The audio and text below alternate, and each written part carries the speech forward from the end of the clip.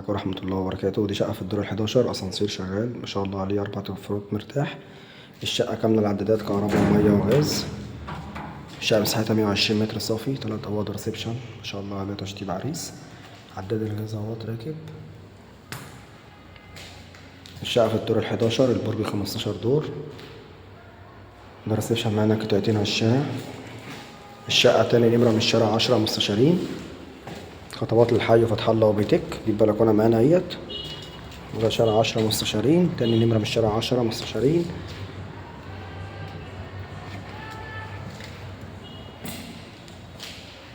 ريسبشن ما شاء الله عليه، الشقة كلها جبسن بورد.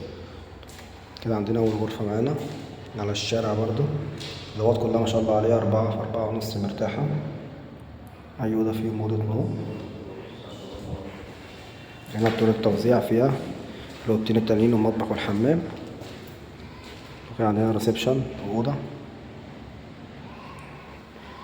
هنا عندنا تاني غرفة معانا على الشارع برضو، أوضة ما شاء الله عليها 4.5، هي في 3.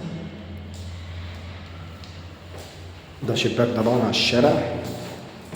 ده طبعا في وشنا كده اهوت شارع.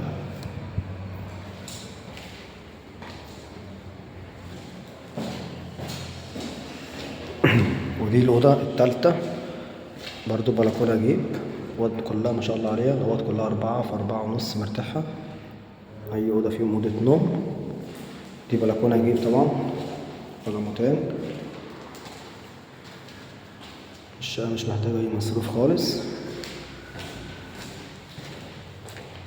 هنا عندنا المطبخ والحمام. ده كده عندنا الحمام. حمام اهوت، قلموتين، ورق شايل بانيو، قاعدة حوض مرتاحين.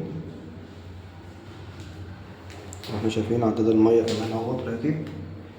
الحمام الشقة مش محتاجة أي مصروف خالص. وده المطبخ مساحته كويسة جدا، يشيل جميع الأجهزة معانا مرتاحة. تلاجة، غسالة، بوتاجاز. هنا التلاجة وهناك البوتاجاز والغسالة تحت الرخامة. المطبخ ما شاء الله عليه، يشيل جميع الأجهزة معانا مرتاحة. الشقة تاني نمرة من الشارع 10 مستشارين، خطوات الحي فتح الله وبيتك. الدور ال11، برج 15 دور. عداد مية كهرباء وغاز، تسلسل ملكية حصة في الأرض. الشقة ما شاء الله عليها مش محتاجة أي مصروف خالص. مدخل فندقي، اتحاد ملاك وحارس. ربنا يبارك لصاحب النصيب إن شاء الله. السلام عليكم ورحمة الله وبركاته.